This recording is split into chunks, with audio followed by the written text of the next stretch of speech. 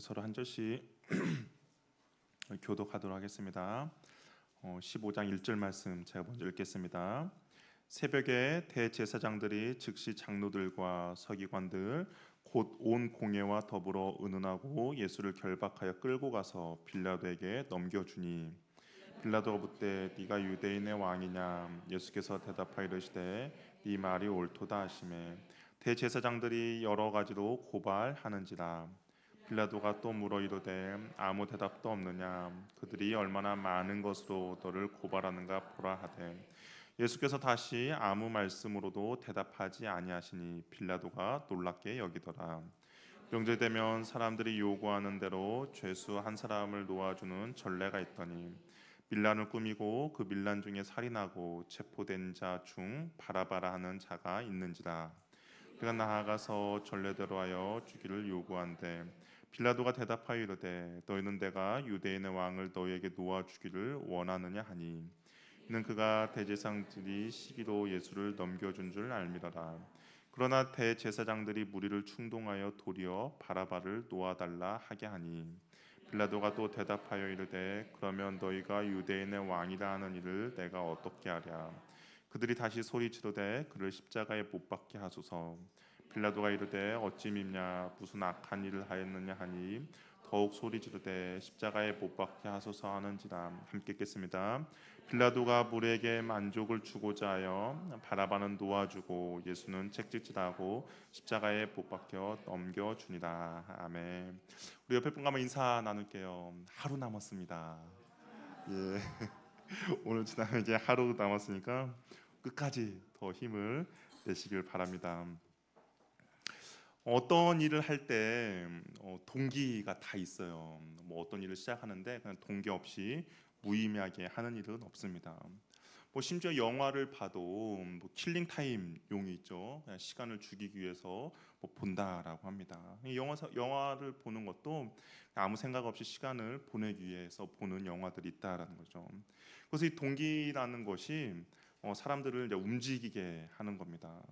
뭐 어떤 동기를 가지고 있느냐에 따라서 좋은 결과가 나타날 수도 있고, 그리고 그렇지 못한 결과가 나올 수 있다는 것이죠. 그렇기 때문에 우리는 이 동기가 무엇인지를 우리는 잘 살펴보아야 합니다. 내가 이 말을 한 동기가 무엇인지, 내가 이렇게 행동한 동기가 무엇인지 그런 것도 우리가 잘 살펴보아야 정말 내 안에 선함이 있는지 아니면 악함으로 시작됐는지를 우리는 분별할 수가 있다라는 것이죠. 내 만약에 악함의 동기가 있음에도 불구하고 그것을 우리는 잘 포장하고 감출 수도 있는 것이죠. 그래서 이러한 것들은 사람을 속일 수도 있어요. 우리가 어제 잠깐 살펴보았던 대제사장이 그랬죠. 겉으로는 하나님을 경외하는 모습이었지만 근데 그 안에는 예수를 드디어 잡았구나라고 생각하는 그런 악함이 정말 이쁘게 포장될 수도 있다라는 겁니다. 그러나 우리는 한 가지 꼭 기억해야 될 것은 사람은 속일 수 있지만 하나님은 속일 수 없다라는 것이죠. 그리고 하나님께서는 그 동기를 중요하게 보고 계신다라는 겁니다. 예수님께서도 이런 말씀을 하셨어요. 바리새인들과 서기관들에게 그들을 미워하신 이유에 대해서 너희는 겉과 속이 다르다라고 이야기했습니다. 외식하는 자들에게는 그 겉과 대접의 겉은 깨끗하게 하지만 그 안에 탐욕과 악독이 가득하다라고 이야기를 했습니다. 그러니까 겉으로 보이기에는 선한 것처럼 깨끗한 것처럼 보이는데 그 안에는 탐욕과 욕심이 가득한 동기로 이런 것을 한다라고 예수님께서 책망하셨죠. 오늘 본문에는 각각 다른 동기를 가지고 움직인 사람들이 등장합니다.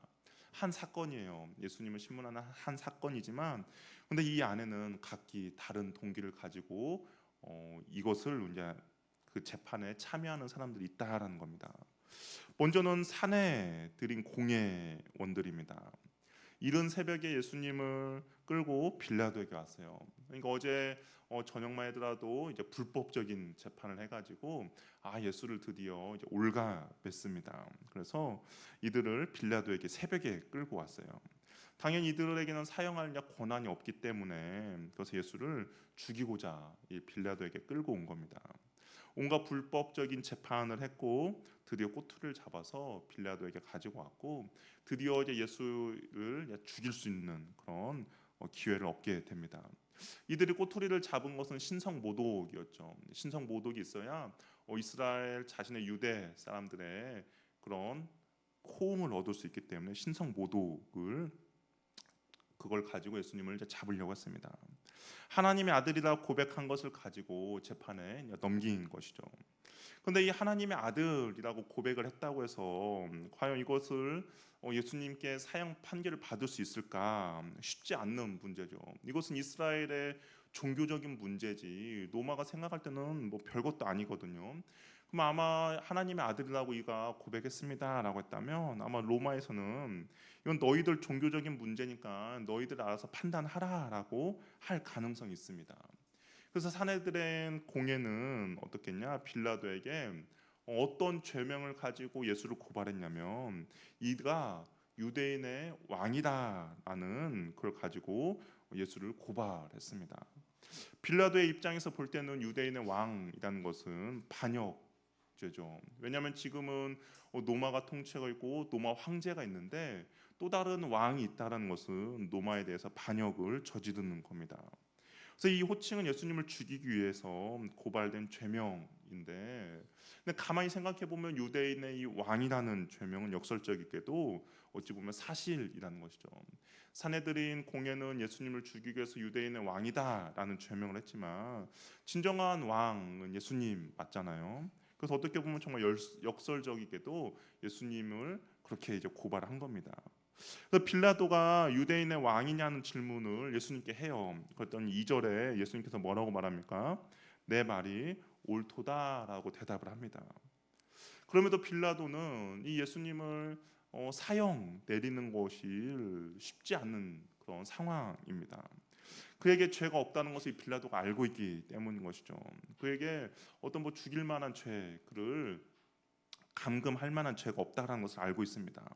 그래서 우리가 다른 이제 복음서들을 보니까 종합해 보면 이 빌라도가 예수님을 죽이지 않으려고 자기 손에 피를 묻히지 않으려고 예수님을 계속적으로 재판을 함에 있어서 시간을 끌거나 뭐 그런 것들을 볼 수가 있어요. 특별히 예수님의 갈릴리 출신이다라는 것을 알고 나서 이 빌라도가 어떻게 했냐면 이것을 누구에게 보내? 헤롯에게도 보냅니다. 왜냐하면 당시 헤롯이 갈릴리 분분왕으로 있었거든요. 그러니까 갈릴리에 있는 사람은 너가 해결을 해라라고 하면서 헤롯에게도 보냅니다. 그러나 여의치가 않죠. 헤롯은 그냥 예수님에 관심 있는 것이 아니라 그 예수님이 행하신 기적에만 관심이 있었지 뭐 예수님이 무슨 죄를 저질렀는지 그런 관심이 없었습니다. 그러다 정말 여의치 않습니다. 그래서 예수님을 그냥 풀어주려고 했어요. 그랬더니 사내들인 공회의 사람들이 어떻게 합니까? 선동을 한 거죠. 그러면서 예수를 십자가에 못 박아라고 선동을 하기 시작합니다. 왜 이들은 예수를 죽이지 못해서 안달이 났을까? 그 동기가 무엇일까? 오늘 성경에서 그 동기를 말하고 있는데요. 우리 10절 말씀 같이 한번 읽어볼게요. 10절 읽어보겠습니다. 시작. 시기로 예수를 넘겨준 줄 알미더라. 그 대제사장들과 사내들의 공의 그 사람들이 예수를 죽이려는 이유가 무엇이냐? 바로 시기심이었다라는 겁니다. 왜 이들은 예수님께 시기심을 느꼈습니까? 자신들이 누렸던 기득권의 위협을 느꼈기 때문인 것이죠. 정말 갈릴리 나사렛이라는 어떤 청년이 나타나더니 사람들의 호응을 얻기 시작했습니다. 사람들의 인기를 얻기 시작했고 또한 자신들의 그 기득권을 위협을 하기 시작한 것이죠. 그래서 이들이 느낀 것은 예수가 없어져야 우리가 누리고 있는 기득권들을 계속적으로 유지할 수 있다라고 생각했습니다. 그래서 기어코 예수를 죽이려고 한 것이죠. 근데 그냥 죽이는 것도 용납이 안 돼요. 왜냐하면 그냥 죽어서도 영향을 미칠 수 있다라고 생각했기 때문인 거죠. 왜냐하면 예수를 여전히 추종하는 사람들이 있기 때문입니다. 그래서 이들이 생각한 것은 무엇이냐면 예수를 죽여야겠는데 어디다가 죽여야 하냐면 반드시 십자가 처형을 해야만 했습니다. 왜 꼭 십자가여만 하는가? 그냥 자신들이 뭐 평상시에 그 쓰였던 돌로 죽일 수도 있잖아요. 돌로 죽일 수도 있고 그런데 왜 꼭 십자가여만 하는가? 왜 꼭 십자가에만 예수를 꼭 죽여야만 했을까요? 이들이 가지고 있는 성경에 기록된 말씀이 있기 때문입니다. 신명기 21장 23절을 보면 하나님께서 말씀하셨어요. 뭐라고 말씀하셨냐? 나무에 달린 자마다 하나님께 저주를 받은 자다라고 하나님께서 말씀하셨어요. 당시에 십자가는 어떤 사형 틀이었는데 무엇입니까? 나무였잖아요. 그러니까 예수를 십자가에 매달아야만이 사람들이 어떻게 생각합니까? 아, 저 사람 신성모독 자신이 하나님의 아들이라고 하더니 결국 하나님께 저주를 받았구나라고 사람들이 생각할 수 있습니다. 그렇기 때문에 이들은 반드시 예수를 죽여야 하는데 어디에다 죽여야 하냐? 십자가에만 죽여야 합니다. 그래야 하나님의 저주를 받은 사람의 그 끝이 무엇인지를 사람들에게 보여줄 수 있기 때문인 거죠. 예수는 하나님의 보낸 사람이 아니다라는 것을 백성들에게 알려야 했습니다. 하나님께 저주를 받은 사람이라는 것을 보여주어야 했던 것이죠. 신성 모독으로 인하여서 하나님께 저주를 받았다는 그림이 나와야 자신들의 그 원함을 얻을 수 있기 때문입니다. 그래서 자신들의 기득권을 계속 유지할 수가 있죠. 그리고 예수님의 가르침이 결국에는 하나님의 저주를 받은 미친 사람의 소리를 치부할 수 있기 때문에 반드시 십자가에 죽어야 했습니다. 시기와 질투에 사로잡히다 보니까 살이 분별이 되지도 않고 해야 할 일을 하지 못하는 그런 일을 하게 된다라는 것이죠. 이 성경에서 보니까 시기심에 가득 찬 사람이 한 명 있었어요. 사울 왕이 그랬죠.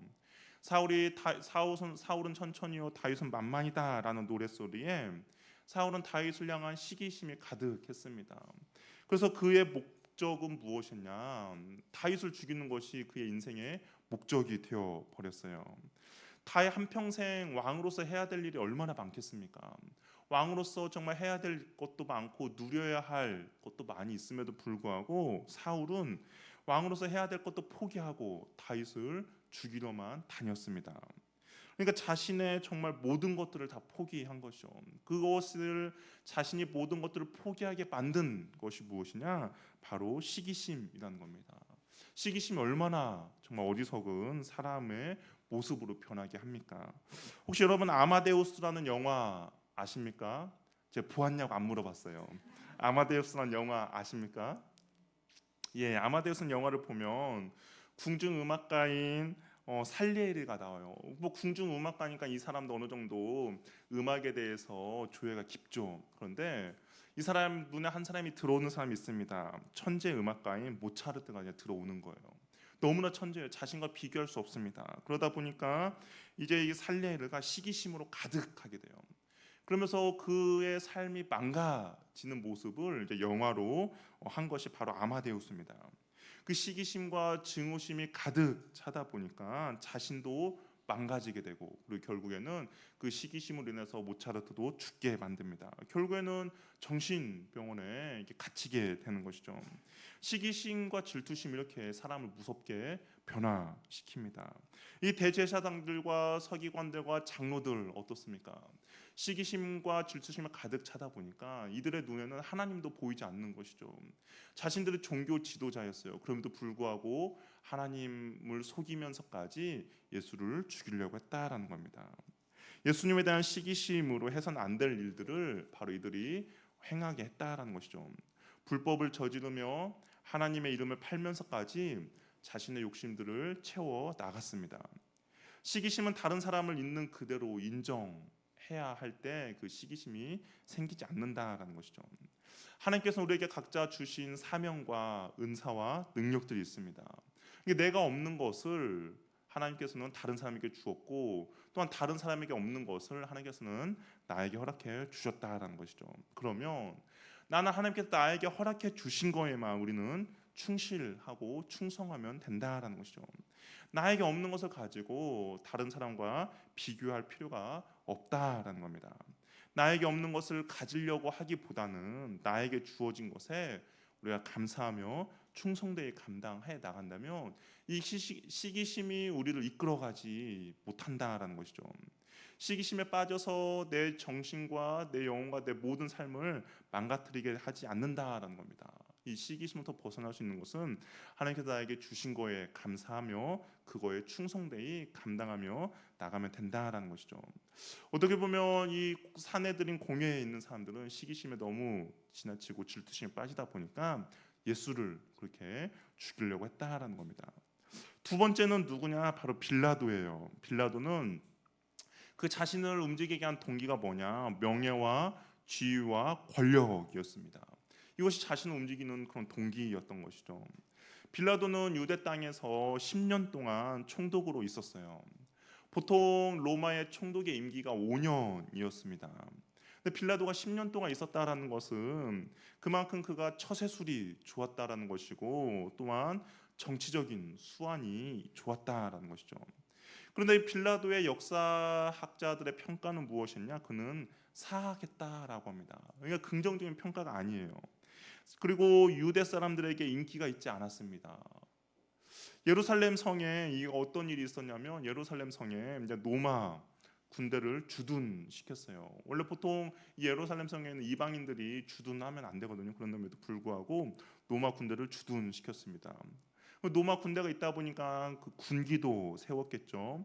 근데 군기에 로마 황제 얼굴이 그려져 있어요. 그런데 이 총독 빌라도가 그것을 경배할 것을 유대인들에게 강요했습니다. 유대인들이 그것을 어떻게 했을까요? 당연히 그거에 대해서 순종하지 못하는 거죠. 유대인의 불만이 표출이 됩니다. 그래서 이것이 잘못하면 이것이 밀란이 일어날 수도 있겠구나, 봉기가 일어날 수도 있겠구나라고 하면서 이 빌라도가 그것을 취소를 하게 됩니다. 그러면서 이제 빌라도의 항상 관심은 이 유대인들의 독특성 때문에 언제 밀란이 일어날까, 언제 봉기가 일어날까를 노심초사하는 것이 바로 빌라도의 마음이었던 것이죠. 이 빌라도는 백성의 유익에는 별로 관심이 없었습니다. 그냥 내가 계속적으로 기득권을 유지하는 것이 중요했고 그리고 그것이 기준이 되었던 것이죠. 그래서 그는 예수님이 죄가 없다는 것을 알았어요. 우리가 복음서를 보면 빌라도가 계속적으로 이야기하죠. 그가 죄가 없다는 것을 알았습니다. 그렇다면 총독으로서 공정한 판결로 무죄를 내려야 함이 당연함에도 불구하고 그렇게 하지 못했다라는 것이죠. 왜 그렇게 하지 못했습니까? 밀란이 일어날까봐 사람들의 민심을 달래야 했기 때문입니다. 특별히 유월절에는 디아스포라 유대인들이 6월절 예루살렘 성으로 많이 왔습니다. 그러니까 그곳에는 유대인들이 많이 모여 있어요, 남자들이. 그러면 만약에 민심을 달래지 않으면 그들이 한번 폭동이 일어나면 정말 이것을 어떻게 할 수 없는 그런 상황이 벌어지게 되는 것이죠. 그러니까 밀란이 일어나지 않도록 항상 노심초사했고 특별히 이 예수가 무죄임에도 불구하고 무죄를 선언하지 못했다라는 겁니다. 밀란이 일어나면 당연히 로마 본국에 자신의 능력 없음이 전해질 것이고 언제든지 로마 본국으로 소환이 될 것이고 그러면 자신의 정치적인 생명이 끝나게 됩니다. 그래서 예수가 죄가 없음에도 불구하고 이 빌라도는 예수에게 유죄 판결을 내리는 것이죠. 빌라도는 무죄를 알았지만 무죄 판결을 내리지 못합니다. 불의에 타협을 할 수밖에 없어요. 자신이 자리를 지키고 보존하기 위해서였습니다. 빌라도가 추구한 것은 우리 기독교적인 용어로 바꾼다면 그것은 바로 허영이라고 할 수가 있는 것이죠. 이 허영이라는 것은 뭐냐면 헛된 영광 그리고 공허한 영광, 텅 빈 영광, 사라져버릴 영광인데 이 빌라도는 그 영광을 찾고 추구했다라는 겁니다. 우리가 구해야 할 것들은 사람들로부터 오는 칭찬과 영광이 아니라 우리는 하나님께로부터 오는 칭찬과 영광을 구해야 한다라는 겁니다. 정말 예수님께서 잘하였다 충성된 종이라는 이런 영광, 이런 칭찬을 우리가 하나님께 받아야 하는 것이죠. 사람들의 인정과 영광은 그리고 그 사람들의 박수는 잠시 있다가 사라져 버리는 것이죠. 유다가 예수님을 팔려고 했을 때 누가 기뻐했습니까? 대제사장들이 기뻐했어요. 14장 마가복음 14장을 보면 유다가 예수님을 팔러 갔을 때 유일하게 기뻐해줬던 사람들이 대제사장들이었습니다. 그러니까 산헤드린 공회에 있는 사람들이 기뻐했죠. 근데 결국에는 어떻게 됩니까? 유다가 어찌 보면 이들 때문에 더욱더 자살을 하게 되는 것이죠. 그러니까 사람들의 칭찬과 사람들의 기쁨과 사람들의 평판은 언제 수시로 바뀌게 된다라는 겁니다. 우리는 그분의 인정과 그분의 칭찬만이 우리의 갈망을 채워줄 수 있는 것이죠.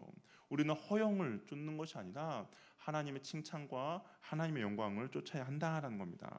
그것이면 충분한 것이죠. 우리가 이 땅을 살면서 주님 앞에 충성되게 살았을 때 주님께서 우리가 주님 앞에 섰을 때 주님께서 우리에게 칭찬해 주시는 것이죠. 정말 잘하였다, 충성된 종아.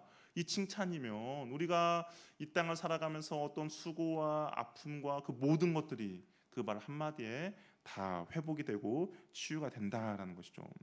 공허하고 헛되며 텅 빈 영광이 아니라 정말 하나님의 칭찬과 하나님의 상급을 바라보면서 우리 이 땅을 살아가야 한다라는 겁니다. 그런데 빌라도는 그렇게 하지 않았다라는 거예요. 빌라도는 사람들의 영광, 사람들이 주는 것들, 헛된 영광, 공허한 영광들을 쫓아갔다라는 겁니다. 세 번째 무리들은 누구냐? 바로 세 번째는 무리들, 다수의 사람들입니다.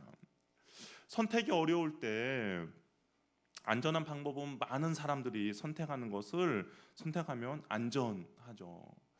재밌는 이야기가 하나 생각이 났었어요. 어떤 생각이 났냐면 예비군 훈련장에 다 남자들이잖아요. 예비군 훈련장에 갔는데 이제 그 예비군 훈련 그 간부가 밥을 다 먹고 이런 질문을 했어요. 공처가 아내를 무서워하는 사람은 오른쪽으로 가시고 상남자 나는 아내도 다 필요 없다. 난 오로지 아무것도 무서워하지 않는 사람 왼쪽으로 모이라고 했습니다. 대부분 사람들 다 오른쪽으로 모였어요. 아내를 다 무서워하는 사람. 근데 한 사람만 왼쪽에 모인 겁니다. 그러니까 사람들이 다 신기해하죠. 아이, 저 사람은 어떤 삶을 살기에 대체 아내도 무서워하지 않고 그렇게 사는가? 그래서 간부가 물어봤어요. 당신은 어떻게 해서 그렇게 상남자의 삶을 삽니까? 그랬더니 그 남자가 뭐라고 했냐면 아내가 사람들 많은 곳에 가지 말라고 했습니다. 라고 했다는 거예요. 그래서 그렇게 딱 하라는 건데 다수가 사람들의 그런 다수가 무조건 다 옳은 건 아니다라는 것이죠. 우리가 밥을 먹으러 갈 때 어떻습니까? 이 집이 맛집인지 아닌지를 잘 모를 때는 리뷰를 보죠. 그러면서 정말 어느 정도가 있는지. 그래서 리뷰를 보면 이거 어느 정도는 성공하는지 실패하는지 알 수가 있습니다. 보장이 되는 것이죠. 그런데 항상 늘 보장되는 것은 아니다라는 것이죠. 리뷰도 좋고 사람들도 많은데 맛없는 집이 있습니다. 예수님은 그렇게 말씀하셨죠. 좁은 문과 좁은 길, 넓은 문과 넓은 길이 있다라고 이야기하면서 넓은 길로는 많은 사람들이 가기를 좋아한다라고 이야기합니다. 반면에 좁은 길은 가는 사람들이 적다라고 말씀하셨습니다. 그러나 참된 생명의 길은 어디입니까? 사람들이 많이 가는 넓은 길이 아니라 사람들이 가기 싫어하는 좁은 길이라는 것이죠. 이 무리들은 예수님이 예루살렘 성에 들어갈 때 어떻게 했습니까? 종려나무 가지를 흔들고 호산나 다윗의 자손이여 우리를 구원하소서라고 외쳤던 사람들입니다. 예수님이 열렬히 환호했던 사람들이 바로 이 무리들이에요. 근데 오늘 본문에서는 어떻습니까? 이 무리들은 무엇이라고 했습니까? 그를 십자가에 못 박게 하라라고 외치는 것이죠. 무리들은 자신의 목소리가 아니라 비판 없이 맹목적으로 추종하는 사람들입니다. 옳고 그름이 중요한 것이 아니에요. 이들에게 있어서 중요한 것은 많은 사람들이 무엇을 외치느냐, 많은 사람들이 어디를 보고 있느냐, 많은 사람들이 어디로 가고 있느냐가 이들에게는 중요한 겁니다. 그런데 그리스도인들에게는 그것보다 더 중요한 것이 있다라는 것이죠. 그리스도인들에게는 많은 사람들이 어디로 가느냐, 많은 사람들이 모여 있느냐가 중요한 것이 아니라 정말 옳고 그름, 하나님의 참된 말씀이 어디에 있느냐가 그리스도인들에게는 더욱더 중요하다라는 겁니다. 그리스도인들의 옳고 그름은 사람 다수가 아니라 하나님의 말씀, 진리가 무엇이냐가 더욱더 중요하다라는 것이죠. 그리스도인은 세상과 적당히 타협하면서 살아가는 존재가 아닙니다. 대부분의 사람들은 세상과 타협하죠. 그리고 대부분의 사람들은 하나님의 말씀이 아니라 다수의 의견을 따르면서 살아갑니다. 그러나 그리스도인들은 참된 진리를 추구하며 살아가야 할 사람들이라는 것이죠. 많은 사람들이 아니요라고 외칠 때 진리가 예라고 이야기한다면 우리 그리스도인들은 예라고 당당하게 외칠 수 있어야 한다라는 겁니다.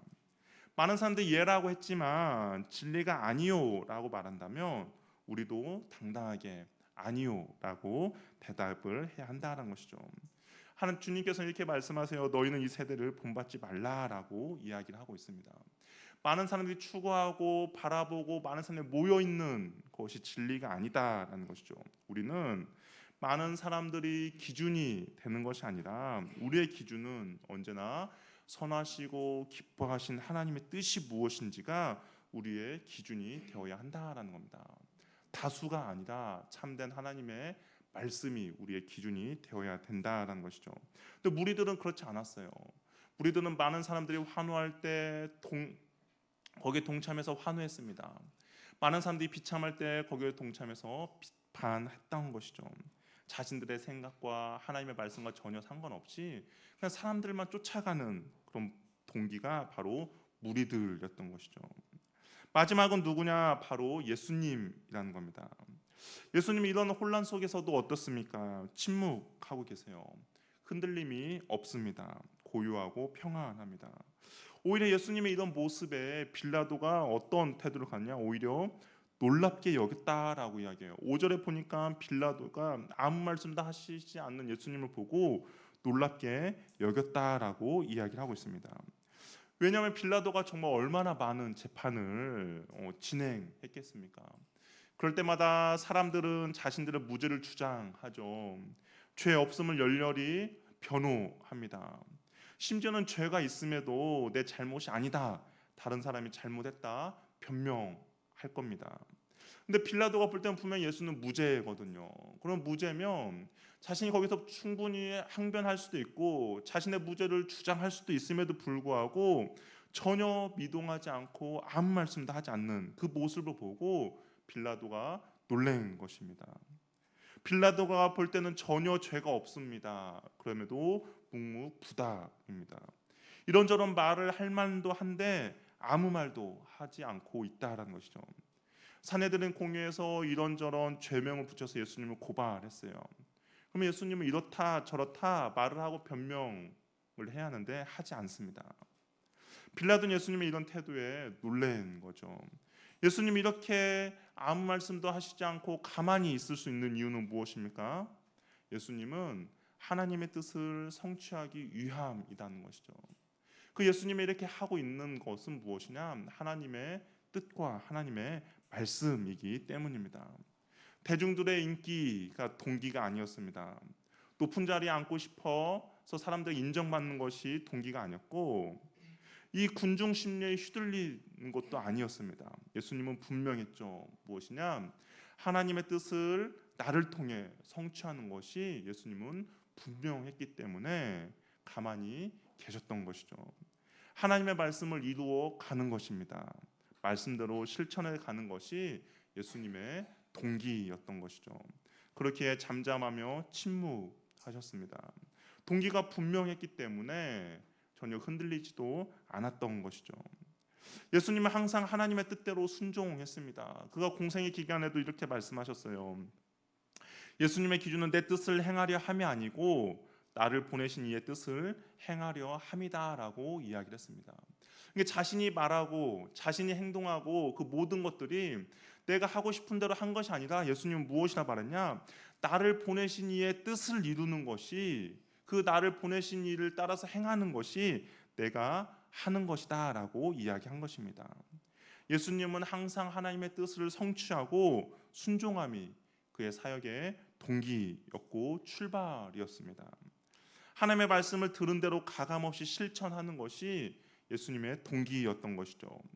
그래서 쉽지 않은 상황과 환경이 벌어지더라도 자신을 변호하거나 방어하지 않으시고 모든 것을 하나님의 손에 맡기셨던 것입니다. 우리는 현재 나를 움직이고 있는 동기는 과연 무엇입니까? 여러 가지 일들 중에 한 가지를 선택하는 것은 쉽지 않습니다. 선택지가 여러 가지 있으면 쉽지 않죠. 그런데 과연 나는 어떤 동기로 이런 것들을 선택하며 나갑니까? 우리에게 있어서 그 동기가 하나님의 뜻이길 바랍니다. 나의 생각과 아니면 나의 시기심과 나의 이기심과 아니면 허영을 쫓는 거, 그리고 사람들이 인정받는 것이 동기가 되어서 이런 것들을 선택하는 것이 아니라 내 인생을 나를 움직이는 유일한 동기는 바로 하나님 뜻과 하나님의 말씀이 되기를 바랍니다. 우리를 움직이는 참된 동기는 반드시 하나님이어야 한다라는 것이죠. 내 인생을 움직이는 유일한 동기는 하나님이 되어야 합니다. 무엇을 먹든지 마시든지 무엇을 하든지 하나님의 영광을 위함이 우리의 동기가 될 때 우리는 어떤 상황과 환경일지라도 묵묵히 그 길을 가게 된다라는 것이죠. 하나님의 영광과 하나님의 뜻이 있다면 그 길이 좁은 길이라도 우리는 그 길을 갈 것이고, 하나님의 뜻이 좁은 문에 있다면 우리는 그 길을 묵묵히 갈 수가 있다라는 겁니다. 하나님이 내게 주신 길, 그 길이 옳은 길이라면 아무리 그 길이 피곤하고 위태롭고 괴로워도, 비록 그것이 내 삶의 고통을 수반한다 하더라도 마땅히 그 길을 가게 될 것입니다. 쉽지 않죠. 오해도 받습니다. 공격도 받고, 그리고 때로는 사람들에게 손가락질도 당할 수도 있습니다. 그러나 나를 향한 주님의 뜻이 무엇인지 발견했고 주님의 뜻을 보여주셨다면 우리는 주님께서 가신 그 길을 묵묵히 따라가는 저와 여러분이 되기를 바랍니다. 우리가 그 길을 가고자 할 때 주님께서는 우리에게 그 길을 갈 수 있는 힘과 능력과 용기를 우리에게 허락해 주실 것입니다. 그 길은 나 혼자만이 가는 것이 아니라 하나님의 뜻을 따라서 가는 많은 동역자들이 있을 것이고, 그리고 또한 그 길은 이미 주님께서 먼저 가신 길이기 때문에 우리가 온전히 그 길을 갈 수 있도록 우리를 붙들어 주실 것입니다. 주님의 뜻과 삶이 내 삶의 유일한 동기가 되는 저와 여러분이 되기를 바랍니다. 함께 찬양하며 우리 기도하며 나가도록 하겠습니다.